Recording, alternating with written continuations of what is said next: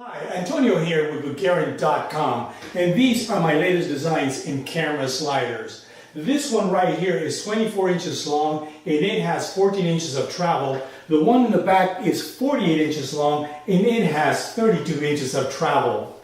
This right here is the control box to the slider. As you can see here, both of these sliders are pretty much the same, with the exception that this one has one 9-volt battery right here, and the one in the back has two 9-volt batteries, but we'll get into that later.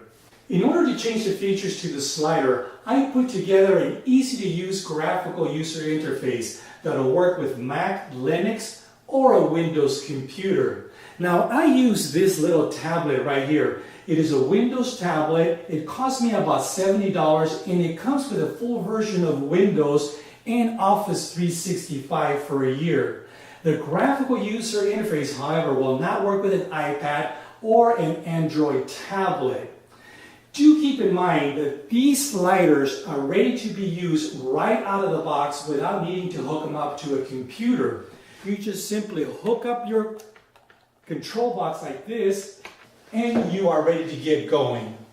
This right here is your USB port.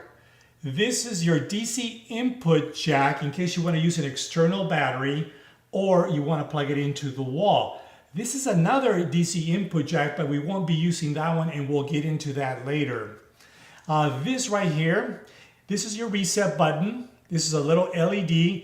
This is an on and off switch. And this is your potentiometer that is used to set the speed of the slider or the position of the slider. Push down on your reset button, turn it on, and release. Oh, and do keep in mind that you have to start it in the center when you're using it in this mode right here.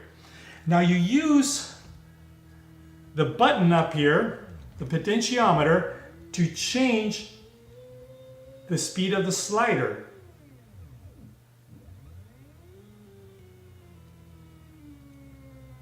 Now these are actually a little quieter than this. It's just that because they're sitting on here, it makes them a little louder. See that? So anyway, so let me go ahead and turn that off. Now the one in the back, I have set up so the potentiometer sets the position of the slider. Once again, you push down on your reset, turn it on, and release.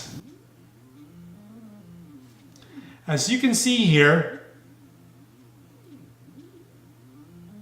as I turn the potentiometer, the slider moves along to match the position of the potentiometer right here.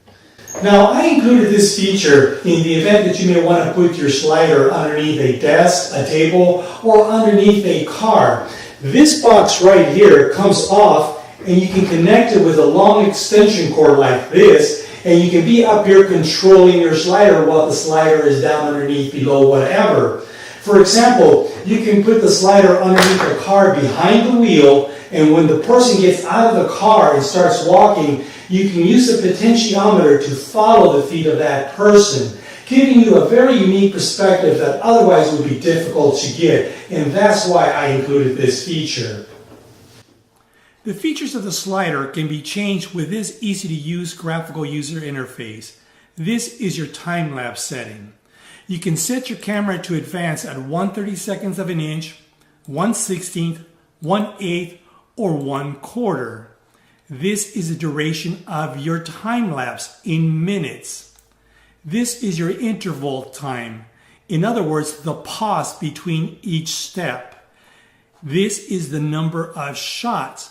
Let me set this to 1/32.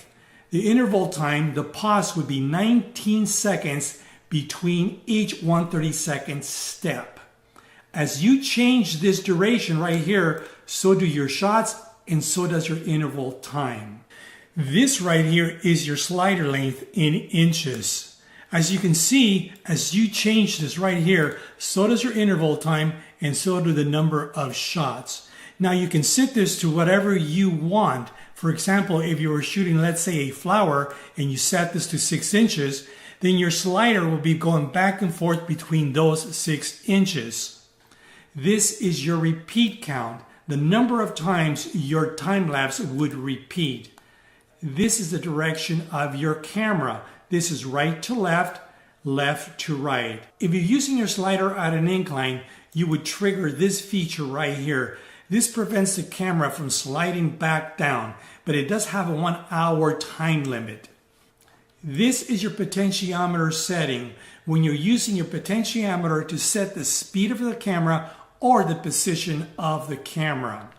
This is your acceleration and deceleration. When your camera is moving back and forth and it reaches the end of its run, this will determine how long it takes to speed up and how long it takes to slow down. This would be a long acceleration and this would be a short acceleration. This is the slider length. When using your potentiometer setting, you would always start your camera in the center of the slider.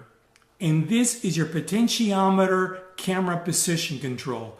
This is when you're using your potentiometer to set the position of the camera.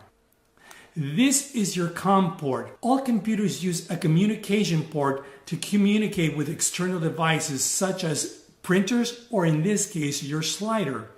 Once your settings are set, you would hit connect and upload, and all of your settings at this point would be uploaded to your slider and you are ready to go.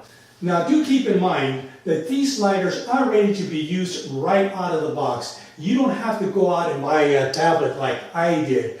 I bought this tablet in the event that I have to take it with me to change the features on location, and it's really small and it's only $70. But once again, the graphical user interface will work on a Mac, a Linux, or a Windows computer. Most of the time, I change my features at home. I set my features at home because I already know what I'm going to be shooting that day. That way, I don't have to carry anything extra with me. Now, in our next video, I'm going to teach you how to install the graphical user interface on your computer. If you bought the slider online, you are going to receive an email with a link to Dropbox. So in our next video, I'll show you how to download those files, install the drivers to your slider, and install the graphical user interface so you can get going right away. And a couple of other things. So I'll see you in our next video.